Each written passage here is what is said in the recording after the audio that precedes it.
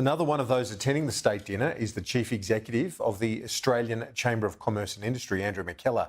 He joined me from Washington a short time ago. I think it's a very important visit by the Prime Minister, and there are a couple of objectives from a business standpoint.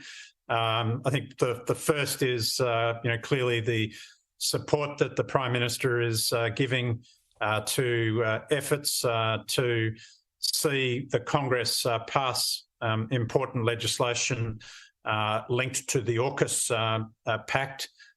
So that legislation will help facilitate things like technology transfer, defence cooperation. I think that's a big deal from the point of view of the opportunities for Australian firms to be benefiting from the activities and expenditure under that program. So that's the first part. The second part, we saw today the Prime Minister pushing very hard on critical minerals. So here, big opportunities. We know Australia's got good supplies of some of these important minerals, which are linked to the future investment in energy as part of the response to climate change. So we really want to see some of those opportunities go ahead, and the US has to be a vital partner in that process. So those have been two clear points of emphasis in the Prime Minister's visit. I think it's really a case of Team Australia, and there are some important economic benefits that can come out of those activities. It's one of our biggest trading and investment partners, the United States. Is there room for growth, particularly off the rocky period with China? The government's been saying business needs to diversify, but is there any room to move in the US, or is it already at a high watermark? Oh, no, look, I think there's plenty of upside. Just in the last week or so, we've released our annual trade survey.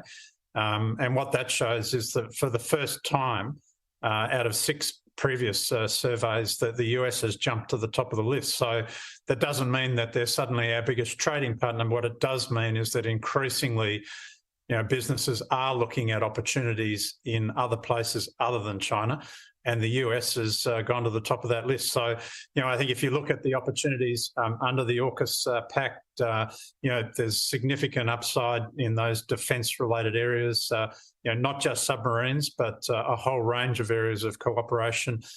Critical minerals, which has been added to the mix following the discussions between the Prime Minister and President Biden earlier in the year. They're now looking to put some substance on top of that agreement. So, there is, I think, very significant upside for the future.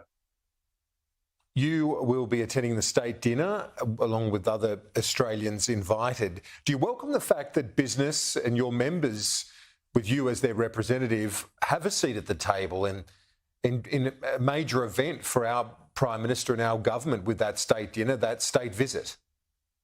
Oh, look, I think it's a huge honour and a great opportunity for us. So I think really, we're here as part of Team Australia, and I think it's a very important bilateral relationship from a number of points of view. Obviously, defence and strategic, they are our most significant defence and strategic partner, a long-standing alliance. The trade and investment part of the equation is hugely important to us. Again, the United States is our largest investment partner and a growing trade partner. And then when you put the energy piece alongside of that, huge opportunities, to really, strike some real opportunities for the Australian economy in the future.